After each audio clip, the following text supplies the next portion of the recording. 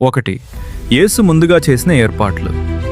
Jesus Christ యెరూషలేముకు దగ్గరగా ఉన్న బేత్పగే, బేతనీగ గ్రామాల దగ్గరకు వచ్చారు.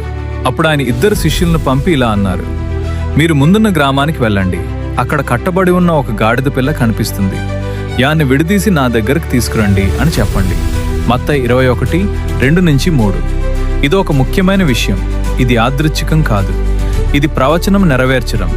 బుక్ ఆఫ్ జకర్యా 9:9 ప్రకారం, నీ రాజు నీ దగ్గరకు వస్తున్నాడు, వినయంతో గాడిదపై కూర్చుని. 2. గాడిదపై యేసు, వినయ.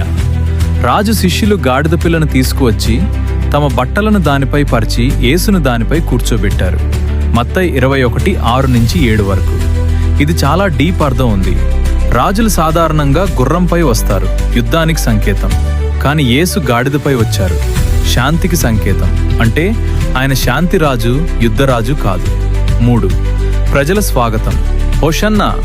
ప్రజలు యేసును చూసి చాలా ఆనందపడ్డారు. వారిలా చేశారు: తమ బట్టలను రోడ్డుపై పరిచారు, చెట్ల కొమ్మలు, తాటి ఆకులు కోసి ఊపారు. మార్కు 11:8. వారిలా కేకలు వేశారు: హోషన్నా, ప్రభువు నామమున వచ్చువాడు ధన్యుడు. మత్తయి 21:9. హోషన్నా అంటే దయచేసి మమ్మల్ని రక్షించు, ఇప్పుడు రక్షించు. వారు యేసును దావీదు కుమారుడు, మెస్సాయగా గుర్తించారు. 4. యెరూషలేము నగరం కదిలింది.